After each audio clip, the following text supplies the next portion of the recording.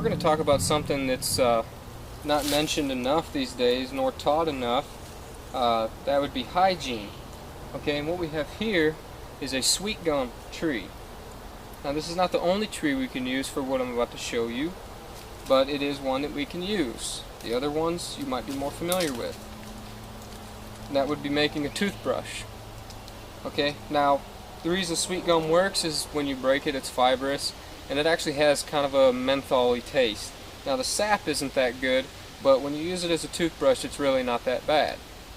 Now you can also use spruce, you can use pine branches, you can use cedar branches. Those are all real fibrous too when you do it this way. Now one thing I want to show you, let me find a couple leaves that work here. Sweet gum has a variation of leaf patterns, so I'm going to try to show you as many as I can find here on this tree. This one here's got this shape here. Okay, has a little bit of a lobe there. Okay, we got one that's a little bit wider than that one, and bigger, and we got one that's kind of maple-like. That's real, just fat there, fat lobes to it. Okay, and here's the more typical sweet gum shape that I was talking about. It's just a smaller leaf, but it's all I could find in the right shape out here. Now if we were to crush this and smell it, okay, it's got that common sweet gum smell to it, okay? All these leaves will have that smell. It's one way I identify it. I know it's sweet gum just because I've been around it so much. But it has, I don't mind the smell. I think it smells good. Another way to identify a sweet gum when it's small like this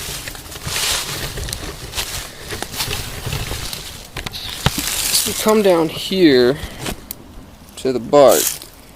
If you've ever seen winged elm has little wings on it like this. Well, so does sweet gum. Okay, it kind of has a corky wing to it. Okay, and that grows on the side of the tree like this, which is another way to help you identify it. And you can see that I could just squish that in my hand. It's kind of corky.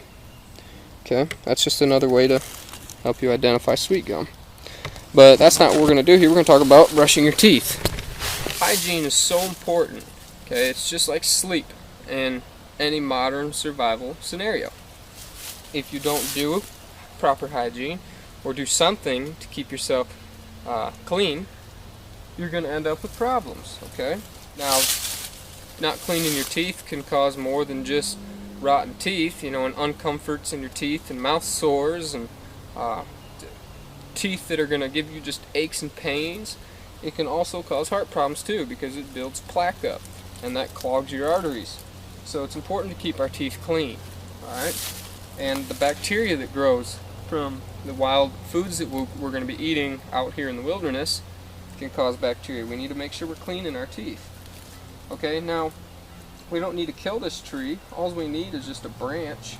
So what we're going to do is just take this thing and we're going to snap it right in half. Okay, right here.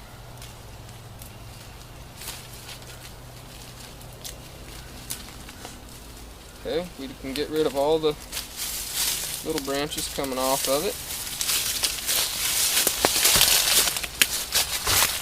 Bring you down here.